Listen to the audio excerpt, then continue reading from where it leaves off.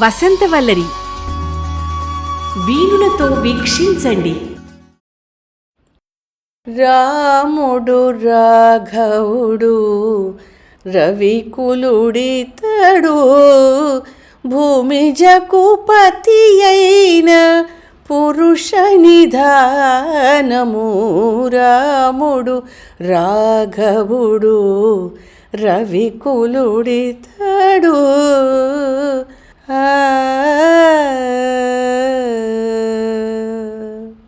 వసంతవల్లరి మిత్రులు, శ్రేయోభిలాషులు, అభిమానులు, శ్రోతలు అందరికీ శ్రీరామనవమి పర్వదిన శుభాకాంక్షలు. ఇవాల్టి వసంతవల్లరిలో ప్రవాస రచయిత్రి స్వర్గీయ దేవులపల్లి కృష్ణశాస్త్రి గారి మనవరాలు శ్రీమతి లలితారాం గారి రచన నీ పదములే చాలు వింటారు.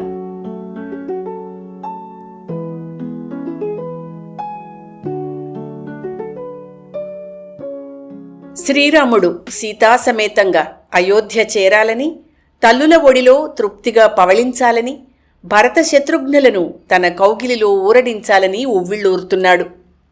యుద్ధం ముగిసింది. రఘువంశ కులదీపకుని ప్రియపత్నిని షోడశోపచారాలతో వైభవ రాజలాంఛనాలతో సంతృప్తిపరచాలని విభీషణుని కోరిక. సీతానేత్ర, మీ పత్నితో సేనలతో మా ఘనమైన ఆతిథ్యము స్వీకరించండి, మమ్మల్ని తరింపచేయండి. రావణుని వధే కాదు, మా ఆలనా పాలనా కూడా మీ ధర్మమే అని వేడుకొన్నాడు. మిత్రమా, నా మీదే ఆశలు పెట్టుకున్న అయోధ్య పౌరులు, పూజ్యురాళ్లైన తల్లులు, ప్రియ సోదరులు వేచి ఉన్నారు. అర్థం చేసుకో సోదరా, నీవు మాయామర్మము తెలియని లంకా జనావళి నా హృదయంలో ఒక ప్రత్యేక స్థానం ఏర్పరచుకున్నారు అని అనునయించాడు చిరునవ్వుతో రఘురాముడు. విశ్వకర్మ బ్రహ్మదేవుని కోసం చేసిన అద్భుతమైన పుష్పక విమానాన్ని సిద్ధం చేశాడు విభీషణుడు. సీతారామ లక్ష్మణులతో పాటు అయోధ్య అందాలు చూడాలని రాక్షస వానర సైన్యాలు కూడా పుష్పకం ఎక్కారు. ఆ శ్రీమన్నారాయణుణ్ణే లక్ష్మీ సమేతంగా మోయడం నా సుకృతం. ఆయన సోదరులు ఆదిశేషు, పాంచజన్య, సుదర్శన చక్రాల అవతారాలట అని తలచి అమితోత్సాహంతో ముందుకు తరలింది పుష్పకహంస. సూర్యకిరణాల హొయలు వెదజల్లుతూ ప్రయాణీకులకు కనీవిని ఎరుగని సుఖాలనిస్తూ మెరుపు మబ్బుతునకలాగా అయోధ్య వైపు పయనం మొదలుపెట్టింది. రఘునందనుడు తలిస్తే ఒక్క త్రుటిలో పుష్పకం ఎగిరి వారిని అయోధ్యకు చేర్చగలిగేది. ఎన్నో సంవత్సరాల తర్వాత తన దేవేరి మరలా అగ్నిదేవుడు కన్న సభర్తృక సీతాదేవితో తనివితీరా మాట్లాడాలని శ్రీరాముని కోరిక. ఇన్ని ఋతువృత్తులు, ఆకులు అలములే భోజనం, చలాకీ జింకలు, పొదరింటి కుందేళ్లతో స్నేహం, ఆ తరువాత ఆపద, వియోగం, యుద్ధం, అగ్ని పరీక్ష.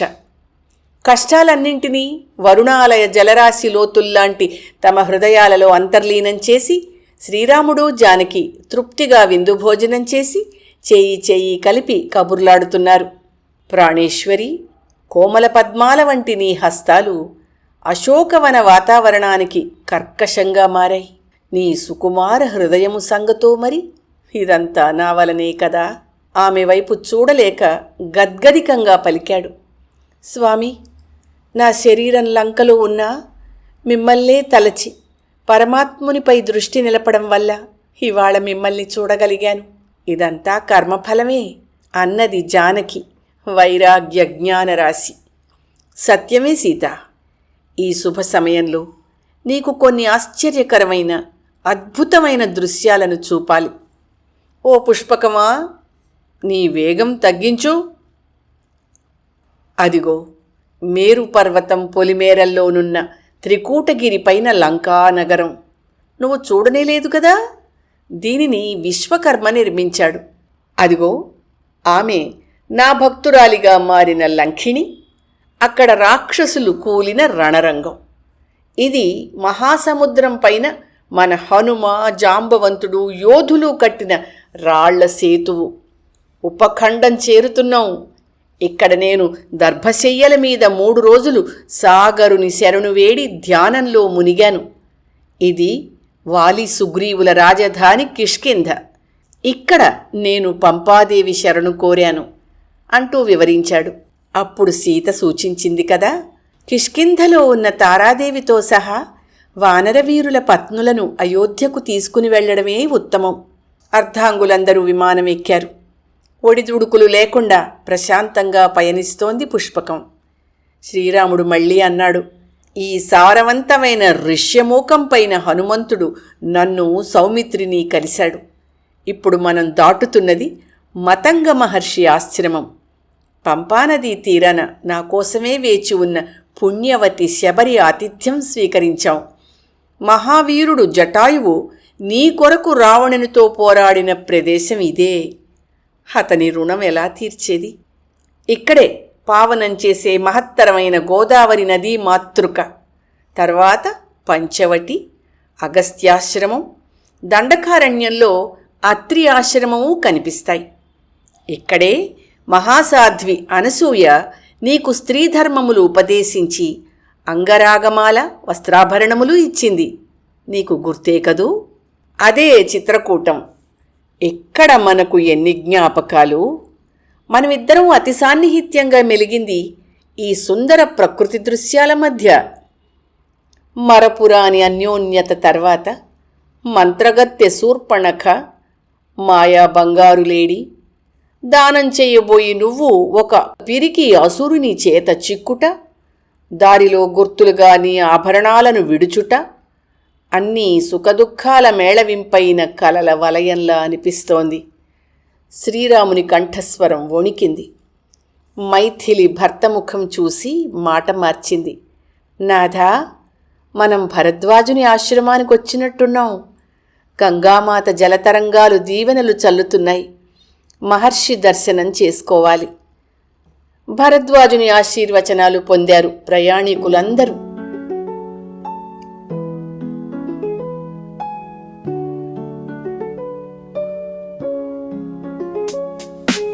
హనుమంతుడు శృంగిబేరిపురంలో గుహుణ్ణి దర్శించి గోమతీ నది వద్దనున్న భరతుని ఆశ్రమం చేరాడు. పవనసుతుని ఆలోచనలు ఎలా సాగాయంటే, ప్రభువు నన్ను భరతుని మనోనిశ్చయము తెలుసుకొని రమ్మన్నారు. తమ్మునికి రాజ్యకాంక్ష ఉంటే తాను తిరిగి అడవులకే పయనం అని సెలవిచ్చారు. భరతుడేమో కృష్ణసార మృగము చర్మము ధరించి రాజగృహాన్ని వదిలి కాషాయ వస్త్రధారులైన మంత్రులు అధిపతులతో ఇక్కడ రాజకృత్యాలను కర్మయోగిగా చేస్తున్నాడు. ఆహా, అన్నకు తగిన తమ్ముడు కదా అనుకుని భరతుని సమీపించి శ్రీరాముల వారు సతీ సోదర సమేతంగా రానున్నారని తెలిపాడు. భరతుని ఆనందభాష్పాలు దివ్యమైన విరజానది వలె ప్రవహించాయి. తల్లులకు స్వయంగా శుభవార్త అందచేశాడు.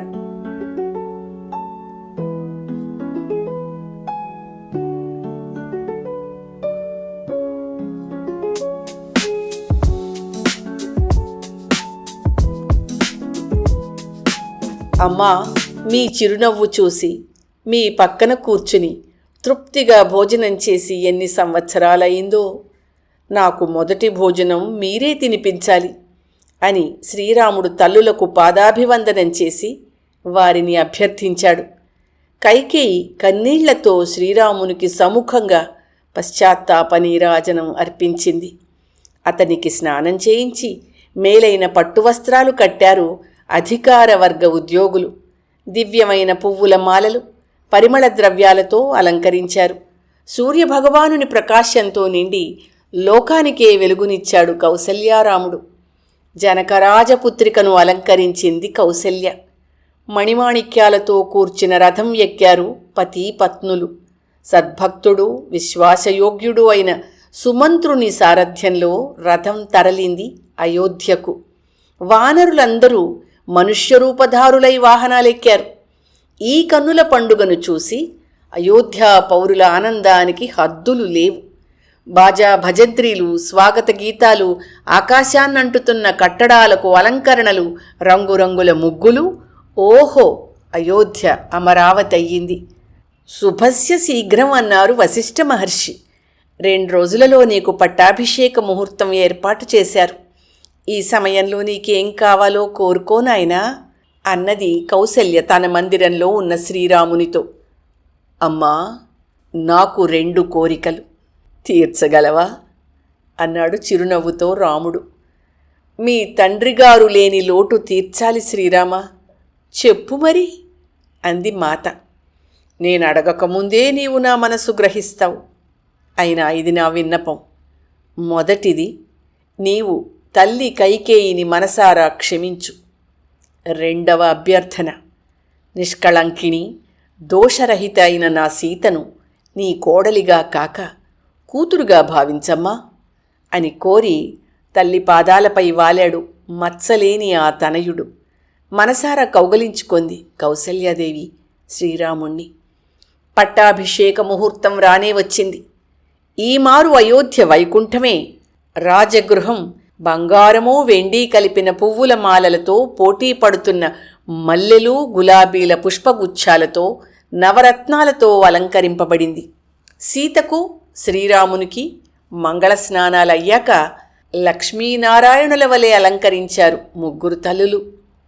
ఊర్మిళ, సౌమిత్రి నిద్రను స్వీకరించి ధన్యురాలివయ్యావు. అతని సుఖసౌఖ్యాలు గమనించుకో చెల్లి. మాండవి, నీవు భరతుని ఆత్మనిశ్చయం క్రియాకారం వల్ల మానసిక వనవాసం అనుభవించితివి. ఇకనైనా సుఖపడమ్మా. శృతకీర్తి, అందరికీ గారాల తమ్ముడు శత్రుఘ్నుని ప్రియురాలవు.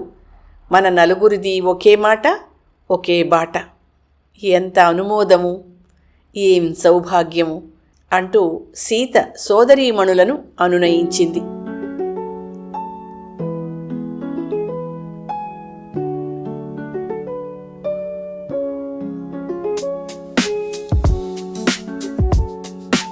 శ్రీరామ పట్టాభిషేక మహోన్నత కళ్యాణం మొదలయ్యింది. ఆకాశ తీరాలలో త్రినేత్రుడు, పార్వతి, బ్రహ్మా సరస్వతులు, ఇంద్రాది దేవతలు, సప్తఋషులు పత్నులు సమావేశమయ్యారు. ప్రభాకరుడు అత్యంత ప్రియంగా తన వంశోద్ధారకుణ్ణి ఆశీర్వదించాడు. వశిష్ఠ మహర్షులు రామచంద్రుణ్ణి సీతను మంత్రోక్తులతో నవరత్నమణిపీఠం పైన కూర్చుండపెట్టి గంగా గోదావరి మహాసాగర జలాలతో అభిషేకించారు. లక్ష్మణ భరత శత్రుఘ్నులు చామరం పట్టగా విభీషణ సుగ్రీవులు వింజామరలు వీచారు. ఆంజనేయుడు రఘురాముని పాదాల వద్దనే. వశిష్ఠుడు బ్రహ్మప్రసాదమైన మనువు సొంతమైన కిరీటాన్ని శ్రీరాముని శిరస్సుపైన అలంకరించాడు. దేవదుందుభులు మ్రోగాయి. గంధర్వులు అపూర్వగానము చేయగా 4 దేవాప్సరసలు నృత్యమాడారు. అయోధ్యాపాలక మహారాజు రాణీలపై దివ్య పుష్పాల వర్షం కురిసింది. దశరథుడు, రఘు, దిలీప, అజ ఇత్యాది పితృదేవతలు పుణ్యలోకాలలో నుండి సంతతిని ఆశీర్వదించారు. పట్టాభిషేకం తర్వాత ఆ సాయంత్రం శ్రీరాముడు ఏకాంత గృహంలో ధ్యానం చేస్తూ ఉండగా దివ్య సుందరమూర్తి పరమేశ్వరుడు ప్రత్యక్షమైనాడు. శ్రీరామా, నిన్ను చూడాలని అనిపించి వచ్చాను. నీ సంస్పర్శతో పావనమైన పినాకము నా దగ్గరికే తిరిగి వచ్చింది సుమా. ఆత్మీయుడవు, నన్ను కలవాలి అనుకుంటే త్రుటిలో వస్తాను. శుభమస్తు అని అంతర్ధానమయ్యాడు. శ్రీరాముడు ఆనందాశ్చర్యాలలో తేలియాడాడు.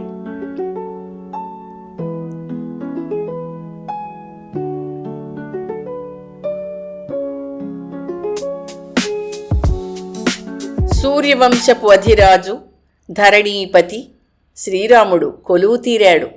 మహాసభ ఋషులతో, వేదవేత్తలతో, కళాకారులతో, చక్రవర్తులతో ప్రకాశిస్తోంది.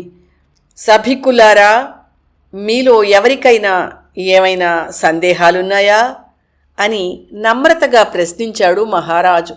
సభలో కత్తిలాంటి యువకుడొకడు లేచి, మహారాజా, నేను అయోధ్యా పౌరుణ్ణి. మా నాన్నగారు మీ నాన్నగారి వద్ద సువర్ణకారుడు. రకరకాల నగలు చేసి ఆయనను మెప్పించేవాడు. నా వృత్తి అదే. మీ పట్టాభిషేకం నుండి గమనిస్తున్నాను. మణిహారాలను, వజ్రవైఢూర్యాలను, బంగారు సొమ్ములను హనుమంతునకు, అంగదునకు తదితర సేనలకు దానం చేస్తున్నారు. యజ్ఞాలు, యాగాలు చేసి వస్త్ర ధన ధాన్య అశ్వ పశుగణ దానాలు మరెన్నో చేశారు. మరి ఇలాగ దానాలు చేస్తూ ఉంటే మాకు మిగిలేదేమిటి స్వామి? మీ పరిపాలనా దృక్పథం చెప్పగలరా అని ప్రశ్నించాడు. శ్రీరాముడు ధనుస్సులాంటి కనుబొమ్మలను ఎత్తి యువకుణ్ణి పరికించాడు. యువా, మంచి ధర్మ సందేహమే వచ్చినది నీకు.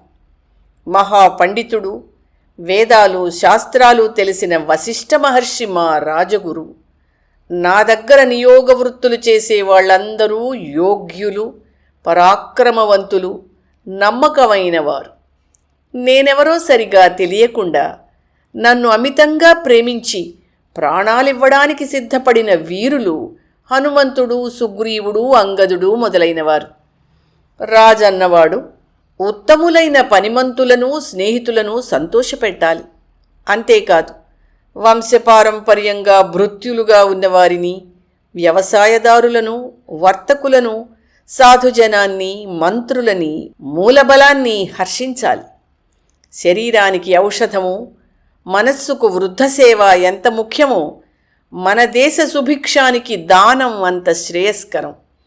దక్షిణ, భిక్ష, దానం మూడూ ఆవశ్యకమైనవి. సర్వం పరమార్థం అనుకుని ఫలాపేక్ష లేకుండా అర్థం, కామం, సహాయం, హర్షం కూడా ఆశించకుండా ఇవ్వడమే రాజుకైనా సేవకుడికైనా సరైన మార్గం. ధర్మము అయోధ్యలో జీవితాంశమే కాదు, గమ్యము కూడా.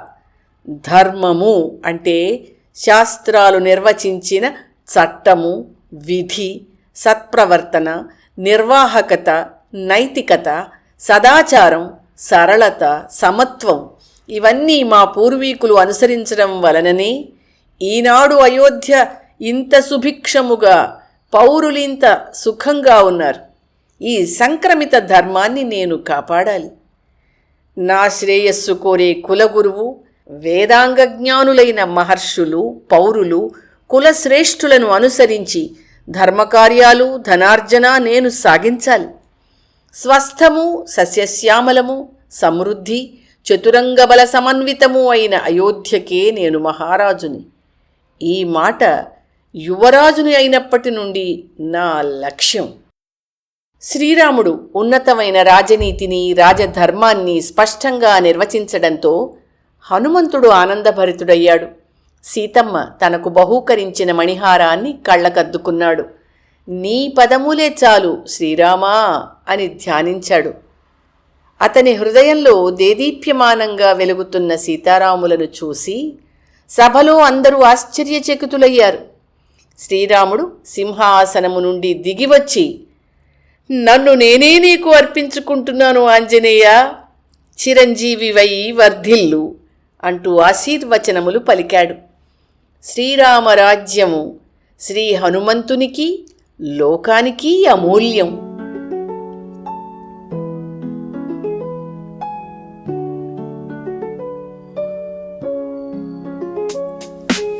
వసంత వల్లరిలో శ్రీరామనవమి పర్వదిన సందర్భంగా ప్రవాస రచయిత్రి స్వర్గీయ దేవులపల్లి కృష్ణశాస్త్రి గారి మనవరాలు శ్రీమతి లలితారాం గారి రచన నీ పదములే చాలు విన్నారు.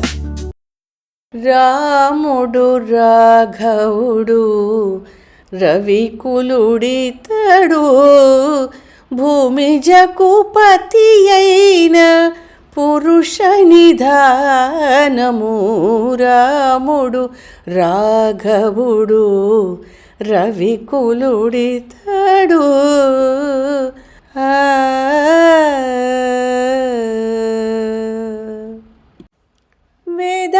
వేదాంతములయందు విజ్ఞాన శాస్త్రములందు పాదుకున్న పలికేటి పరమార్థము. వేదాంతములయందు విజ్ఞాన శాస్త్రములందు పాదుకున్న పలికేటి పరమార్థము. పోగితో శ్రీ వెంకటాద్రి పొంచి విజయనగరాన, పోగితో శ్రీ వెంకటాద్రి పోగితో శ్రీ వెంకటాద్రి పొంచి విజయనగరాన ఆదికి అనాది అయిన అర్చావతారము. పోగితో శ్రీ వెంకటాద్రి పొంచి విజయనగరాన ఆదికి అనాది అయిన అర్చావతారము. రాముడు రాఘవుడు రవికులుడితడు.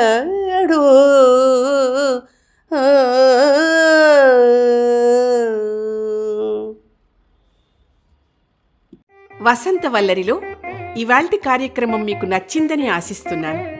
అందుకే లైక్ చేసి మీ మిత్రులకు బంధువులకు లింక్ను షేర్ చేసి మీ అమూల్యమైన అభిప్రాయాన్ని నాకు కామెంట్ బాక్స్లో తెలియచేయమని, వసంతవల్లరికి సబ్స్క్రైబ్ చేయమని విన్నవించుకుంటూ మీ వసంతలక్ష్మి అయ్యగారికి సెలవు. మరి థ్యాంక్ యూ.